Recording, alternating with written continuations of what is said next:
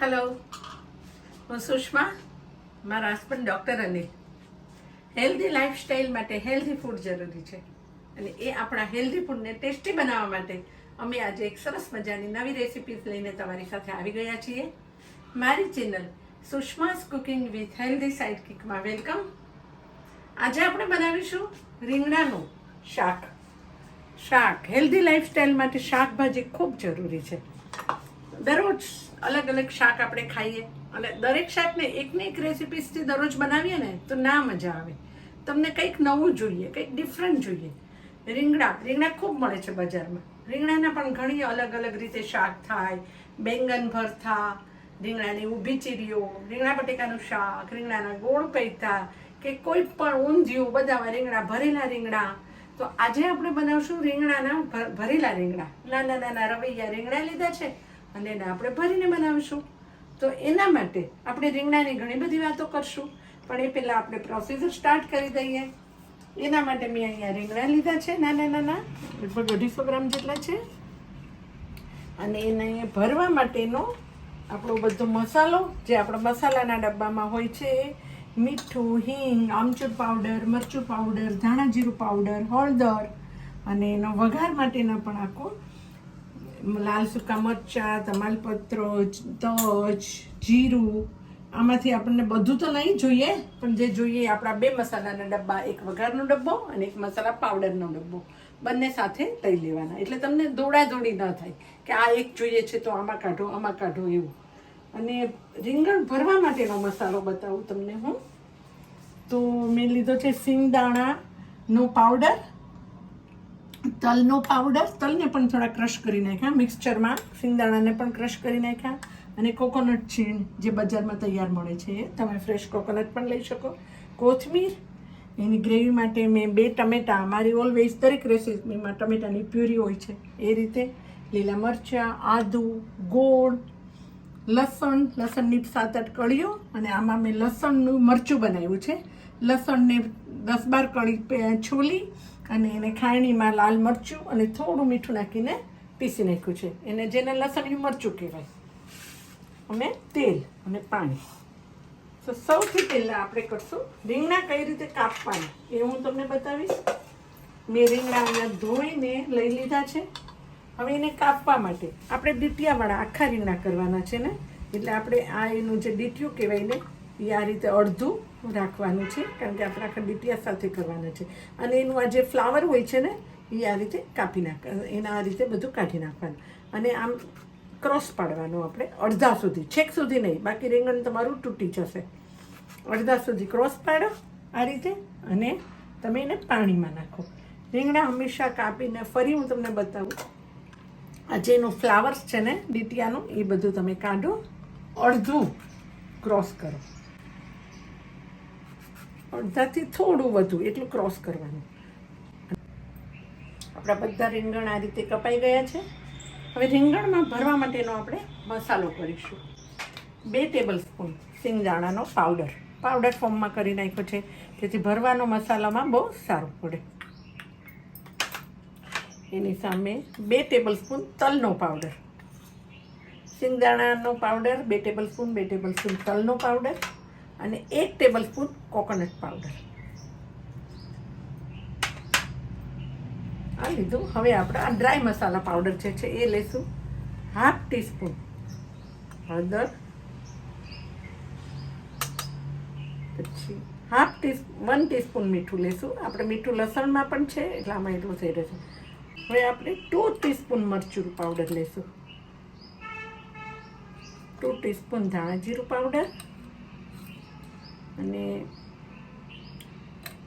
1/2 teaspoon હિંગ. અને આપણે આમચૂર પાવડર આમાં નાખવાનો છે. આમાં લીંબુ નથી નાખવાનું ખટાશ માટે. એ 2 ટીસ્પૂન આમચૂર પાવડર નાખશું અને બધાને સારી રીતે મિક્સ કરો. લસણ લીધું હતું ને પીસીને, બારીક લસણ પીસીને મરચાં સાથે પીસીને મીઠું મરચું નાખીને કર્યું હતું. એ લસણનું મરચું જે મારી ચેનલ લાઇબ્રેરીમાં મેં આપેલું જ છે એ પણ આમાં મિક્સ કરો, 2 ટેબલ સ્પૂન, અને આને સારી રીતે મિક્સ કરો. આમાં હમણાં ઓઇલ નથી નાખવાનું. ફૂલ ઓફ કોથમીર. કોથમીર પણ આખો એક બાઉલ છે, એ નાખી દો તમે. થોડી કોથમીર ઉપર સ્પ્રિંકલ કરવા નાખજો. આપણું આદું, અડધું આદું નાખો. મેં લગભગ 1 થી 1.5 ઇંચ આદુના ટુકડાનું છીણ કરીને નાખ્યું છે. આટલું આદું નાખો. અને થોડા લીલા મરચાં ફ્લેવર માટે. જનરલી આમાં કલર માટે લાલ મરચું હોય છે, પણ લીલા મરચાં અડધા. ને ગોળ આપણે 1 ટેબલસ્પૂન નાખવાનો છે. તમને પસંદ હોય તો ખાંડ પણ નાખી શકો. અને આ બધાને સારી રીતે મિક્સ કરો. સો ડિલિશિયસ કલર. રીંગણને ભરવા માટેનો આપણો પૂરો મસાલો તૈયાર થઈ ગયો છે. આ મસાલો તમે છે ને 2-3 દિવસ ફ્રીઝમાં રાખી પણ શકો છો. પણ જો રીંગણ ભરીશું અને રીંગણ ભરીએ ને એ દરમિયાન આપણે ગેસ ઉપર તેલ પણ મૂકી દઈએ. પછી આપણે ગેસ કરો. થોડું ચડિયાતું છે. કાઠિયાવાડી શાક આવે એટલે તેલ ચડિયાતું હોય, પછી તમે કાઢી પણ શકશો. હું તમને બતાવીશ તેલ કઈ રીતે કાઢવાનું. અત્યારે આપણે 4 ટેબલસ્પૂન તેલ મૂક્યું છે આટલા 250 રીંગણ માટે. પછી જોઈએ તેલ આપણું ગરમ થાય છે ને એ દરમિયાન રીંગણ આપણે આ રીતે ભરવાના છે. આ રીતે એને કાપી ખુલ્લા કરી. આ રીંગણ તમે જ્યારે બજારમાંથી લાવો ને ત્યારે બરાબર ચેક કરીને લાવવાના કે કાણાવાળું નથી ને. ઘણી વાર રીંગણ સડેલા આવે અને આપણે તો આખા ભરવાના છે એટલે એ ચેક કરવાના. પ્લસ રીંગણ વિશે વાત કરીએ તો રીંગણ ઘણા બધા કલરના આવે છે ને. પર્પલ, બ્લેક, વ્હાઈટ, ગ્રીન, એવા નાના મોટા. આપણે આ રીંગણ ભરેલા કરવા માટે આપણે નાના આવા રવૈયા લેવાના છે. અને રવૈયા કહેવાય, કૂણા રીંગણના રવૈયા પણ કહે. બધા રીંગણ સારા છે હેલ્થની દૃષ્ટિએ. રીંગણમાં એક તો એન્ટીઓક્સિડન્ટનો ગુણ બહુ જ સારો રહેલો છે અને બધા રીંગણ સારા છે. પણ તમને ખબર સનરેઝ, પર્પલ કલર સનરેઝ વધારે ઓબ્ઝર્વ કરે. એટલે મને પૂછો ને તો હું એમ કહું કે પર્પલ કલરના લો. કાંટાવાળા રીંગણ પણ આવે. થઈ ગયું છે ને. અને ગેસ કરો ધીમો અને આ રીતે નાખતા હતા અને એને હલાવતા હતા. ફાઈબર રહેલું છે તો એની સાથે રીંગણમાં કેલરી ઓછી છે, લો કેલરી છે. આ રીતે રીંગણ બરાબર દબાવીને ભરવાના છે. અને આપણો મસાલો બી ટેસ્ટમાં સ્ટ્રોંગ છે. આ રીતે એને તેલમાં હાફ કૂક કરવાના છે. લગભગ 80% સુધી એને કૂક કરી નાખવાનું છે. આ રીતે રીંગણમાં મેં તમને કીધું ફાઈબર રહેલું છે એટલે તમને ભૂખ ઓછી લાગશે. રીંગણ ખાશો ને તો ભૂખ ઓછી લાગશે. કેલરી લો છે, ફેટ ઓછું છે, કોલેસ્ટ્રોલ, બેડ કોલેસ્ટ્રોલ ઘટાડવામાં ઉપયોગી છે. અને તમને કેલ્શિયમ અને આયર્ન પુષ્કળ પ્રમાણમાં છે. આયર્નની કમી હોય ને તો રીંગણ દરરોજ ખાઓ તો તમને ઓટોમેટિક આયર્ન વધી જશે. અને એન્ટીઓક્સિડન્ટ બોડીને તાકાત તો એટલી જ આપે છે રીંગણ. અને તમને ખબર છે લગભગ પોટેટોને આપણે વેજીટેબલમાં કિંગ ઓફ વેજીટેબલ્સ કહીએ, બટાકાને. તો રીંગણને ક્વીન ઓફ વેજીટેબલ્સ કહી શકાય. કારણ કે હંમેશા બટાકા અને રીંગણની જોડી બહુ ફેમસ જોડી છે. કંઈક પણ તમને સૂઝે નહીં ને, પ્રસંગમાં, ધાર્મિક કાર્ય છે, નાનો મોટો પ્રસંગ છે કે મોટું રિસેપ્શન છે કે પાર્ટી છે, રીંગણનું શાક હોટ ફેવરેટ. આ રીતે આને હલાવો ધીમા ગેસે, ઢાંકી દો. તો મસાલો વધ્યો છે ને એ પણ તમે હમણાં રાખી મૂકો. એ ગ્રેવીમાં નાખવાનો છે પછી. અને આપણે જે રીંગણ ઢાંકી દીધા છે ને લગભગ હાફ કૂક થતાં 10 મિનિટ થશે આટલા રીંગણને ધીમા ગેસે. પણ તમારે એને પલટાવતા જવાના છે આ રીતે થોડા. એટલે થોડી વાર એને હલાવતા જવાના છે. થોડું હલાવો, પલટાવો અને પાછું ઢાંકી દો.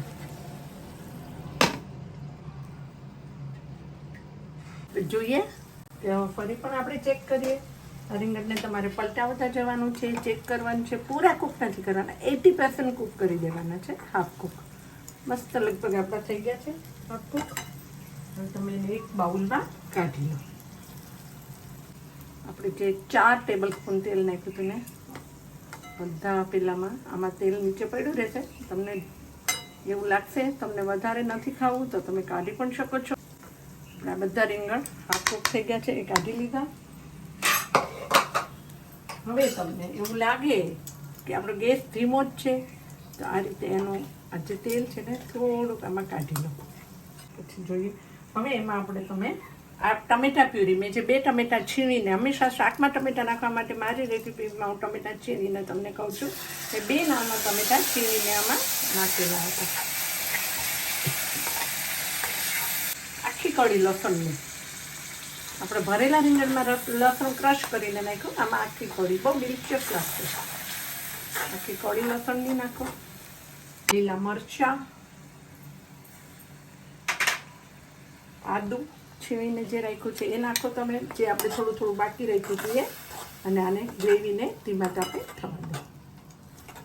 ગ્રેવી થઈ જશે ને, હવે એમાં પણ તમે થોડો મસાલો નાખી શકો છો, તીખું તમે ખાતા હોય એ પ્રમાણે. 1 ટીસ્પૂન મરચું, 1 ટીસ્પૂન ધાણા જીરું, હા 1/4 ટીસ્પૂન હળદર. આ ગ્રેવીનો મસાલો. હલાવો. હમણાં ઓટોમેટિક ગ્રેવી થશે એટલે આમાં તેલ છૂટું પડશે. આપણો મસાલો ગ્રેવી થઈ ગઈ છે, ટમેટામાંથી પ્યુરી બળી ગઈ ને તમે આ જોઈ શકો છો આમાં તેલ એનું છૂટું પડી ગયું છે.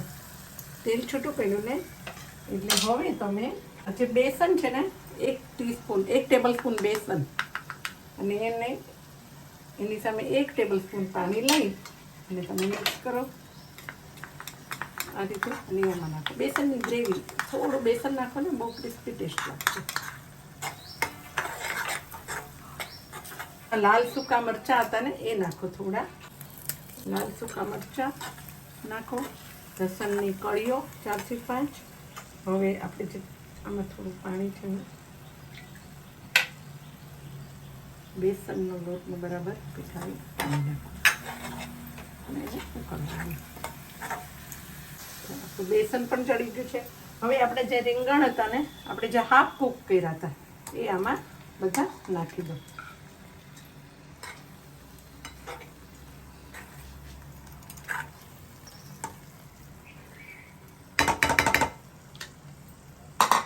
આપણે જે તેલવાળું કાઢ્યું હતું, તેલ ના નાખવું હોય તો તમે જે આ મરચું છે ને, આ જે મસાલો છે ને એ આમાં નાખી શકો. તેલ આમાં રહેવા દેવાનું.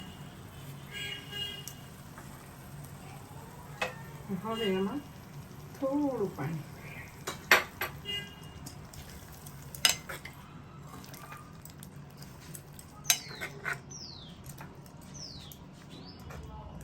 રીંગણ ચડી જ ગયા છે.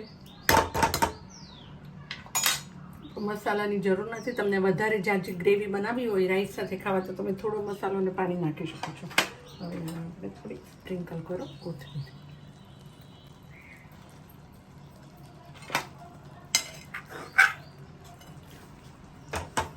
ને ડિલિશિયસ ઢાબા સ્ટાઇલ કાઠિયાવાડી રીંગણ, ભરેલા રીંગણના રવૈયા. આપણું શાક રેડી. 5 મિનિટ માટે એને ઢાંકીને સિજવા દો. ગેસ બંધ કરો અને એને ઢાંકી દો. અહીંયા શાક રેડી છે. આપણો આ મસાલો થોડો એક્સ્ટ્રા છે અને આમ પણ થોડો જાજો કરવાનો. મેં તમને કીધું એમ થોડું ફ્રીઝમાં રાખી શકો છો. આ રીતે આ બોટલ પેક કરી અને ફ્રીઝમાં રાખી દો. જોઈએ કે આપણું શાક પણ મસ્ત સીજી ગયું છે. એને એક સર્વિંગ બાઉલમાં આપણે કાઢી લઈશું. સર્વિંગ બાઉલમાં કાઢી લઈએ છે ને ડિલિશિયસ યમ્મી. અમારા ઘરમાં તીખું વધારે પસંદ છે. મારો હસબન્ડ, મારા દીકરા, મારો જમાઈ બધાને તીખાના શોખીન, એટલે મારે મરચું તો ફૂલ વાપરવું પડે. અને તમને તમારા ટેસ્ટ પ્રમાણે મરચું નાખી શકો છો. અને આપણે જે તેલ કાઢ્યું હતું ને, હું તમને બતાવી, તેલ પણ આપણે આમાં બાકી રહી ગયું. તમને નાખવું હોય તો નાખી શકો, હજી આમાંથી કાઢવું હોય તો કાઢી શકો, પણ પહેલાં રીંગણ તળવામાં ફૂલ ઓફ તેલ જોઈએ. તમે એને આ રીતે ડીશ રેડી કરી દો. રીંગણના શાક સાથે, એટલા તીખા તમતમતા શાક સાથે છાશ બહુ જરૂરી છે. અમારી ચેનલ લાઇબ્રેરીમાં તમે પરાઠાની રેસીપી પણ જોઈ શકશો. અને ગોળ સાથે કાઠિયાવાડી ખાણું છે એટલે ગોળ જરૂરી છે. અથાણું, મેથીયા કેરી,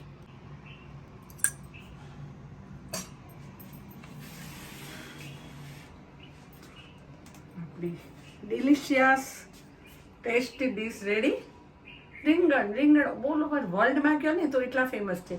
અલગ અલગ રેસિપીસ બી ઓલ ઓવર વર્લ્ડની થાય છે. આવું આ ડિલિશિયસ તમે બનાવશો ને, કેવું લાગ્યું એ તમે બનાવીને મને કોમેન્ટ બોક્સમાં ચોક્કસ લખજો. મારી રેસિપીથી બનાવજો, ખરેખર બહુ પરફેક્ટ માપ છે. ખાલી મરચું તમે વધઘટ કરશો. ઓકે ડૉક્ટર સાહેબ, તમારી ડિનર ડિશ રેડી. ભરેલા રીંગણનું શાક એકદમ ફ્રેશ, ટેસ્ટી અને પૌષ્ટિક, સાથે ફૂલ ડીશ ખાવાની આજે તો બહુ જ મજા પડી જવાની છે. Thank you for watching my videos. અને જો તમને મારી રેસિપીસ ગમે ને તો એક લાઈક ચોક્કસ આપી દેજો, તમારા ફ્રેન્ડ સાથે શેર કરજો, સબસ્ક્રાઈબ પણ કરજો. અને તમારી કોઈ નવી રેસિપીસ હોય તો મને કોમેન્ટ બોક્સમાં ચોક્કસ જણાવજો. મિલતે હૈ બ્રેક કે બાદ.